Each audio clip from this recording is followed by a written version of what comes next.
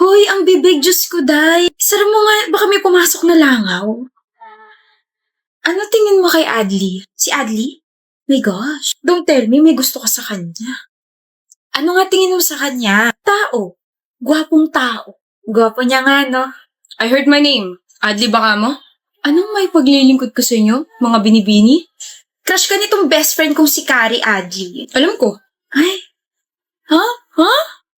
Every time kasi na i-greet kita, napapanganga ka tsaka napapangiti. Anong pala kalakas appeal ko?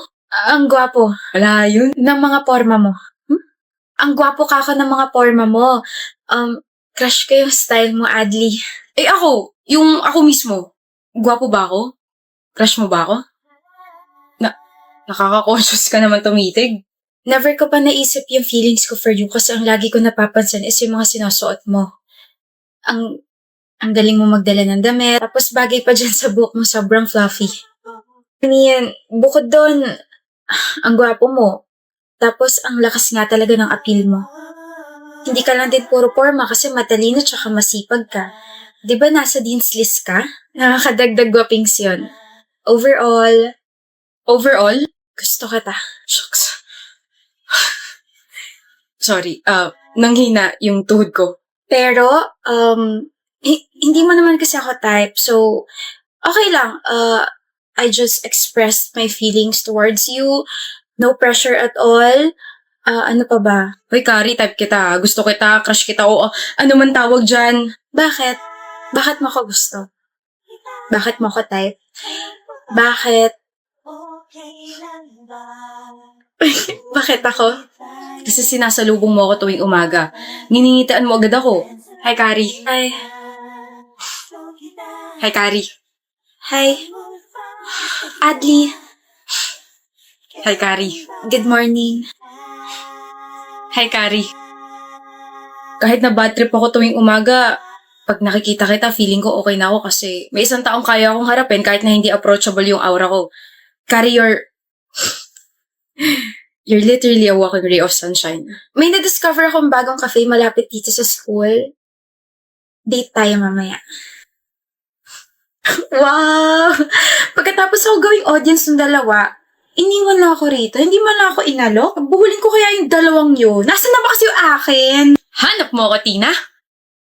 Diyos. Ang boring. Boring ba? Kasi sabi ko lang, di ba? Anat, si Max tinatanong ko, hindi ikaw. Porket nililigawan ka na niyang pangit na yan? Traitor ka. Hindi pantay eyeliner mo. Hindi pantay? Pantay Lumi. Ganda nga bagay sa'yo. Ano ba? Landian right in front of my single life? Kung bored ka, what if mag-rate ka na lang ng mga nakatalking stage mo ngayong 2022? Parang napakadami nun na. 3 lang sila. 3 kasi tig-4 sila, Nat. Hanip ka. Huwag ka sumabat kung ayaw mong tapean ko yung bibig mo. Si Jero, si Tyrone, at saka si Aida nakakadrop mo lang last week. Ano rate mo sa kanila? Ayoko. Pero 4 out of 10 si Jero kasi masyado siyang friendly. And parang hindi na ako nag-e-exist kapag kasama ko siya. 6 out of 10 si Tyrone. Gwapo ka, so tanong na tanong kung gwapo ba siya. Nakakainis like nagkukwento ko, sabay tatanong ng ganun. O di ikaw na. Eh si Aiden.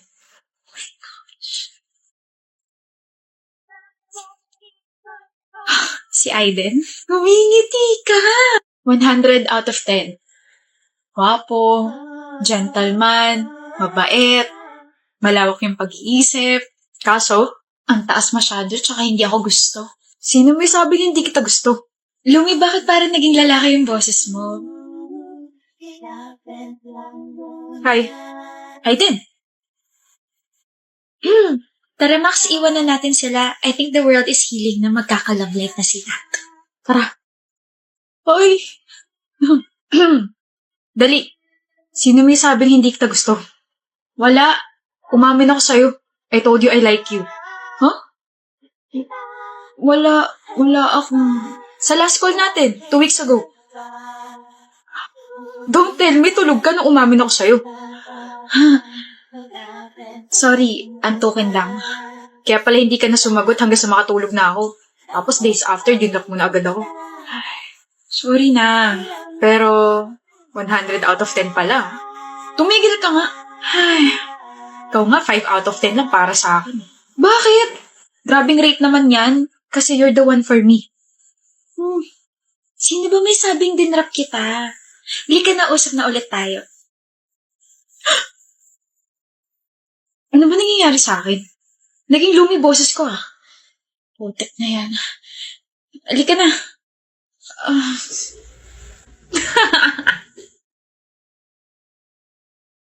Init naman. Excuse me, may naku po ba rito? Ay, ganda mo naman. Ay, meron. Yung kaibigan ko. Kaso I gotta put me first, ganun. So, upo ka na. Okay lang sa kaibigan mo? Actually, nasa CR siya naglalabas ng sama ng loob. Okay. I'm Philip. Hello. Pangalan mo? I'm Cornelia. Mag-enroll ka rin? Hello, pansinin mo naman ako. Mag-enroll ka rin ba? Yes. Mag-isa ka lang? Napaka-strong independent woman mo naman. Anong course kinukuha mo? IT. Wow, so techie. Techie? Techie. Information technology. Technology. Ako naman, ang kukunin kong course, Bachelor of Science in Your Heart.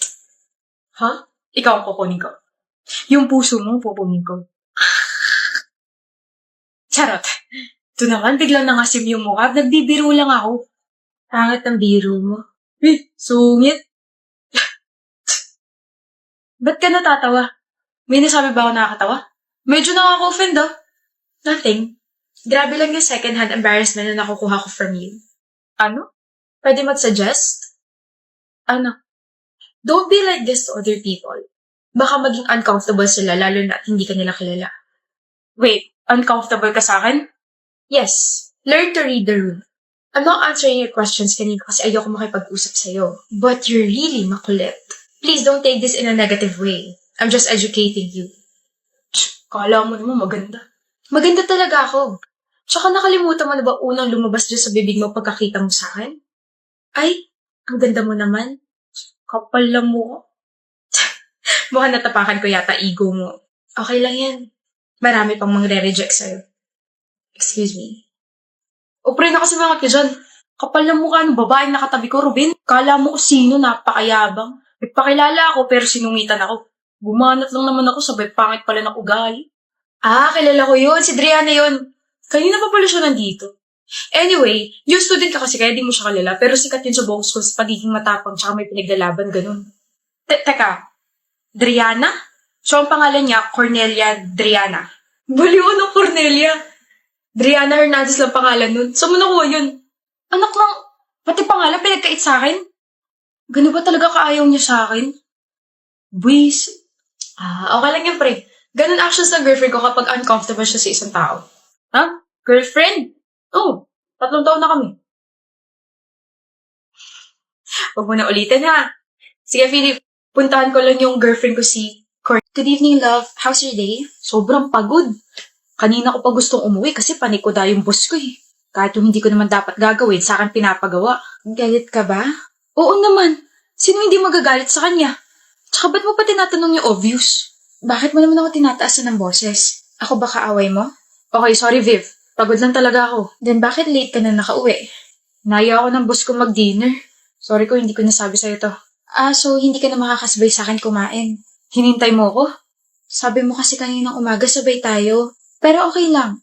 I can eat naman na ako lang mag-isa. I'm sorry talaga, love. Bawi ako bukas. Half-bat lang ako. Sige, sandali. Ang bango ng perfume mo. Bumili ka ba ng bago? No. Pabango mo to. Talaga? Yep, bango, diba? Nakalimutan mo na ba?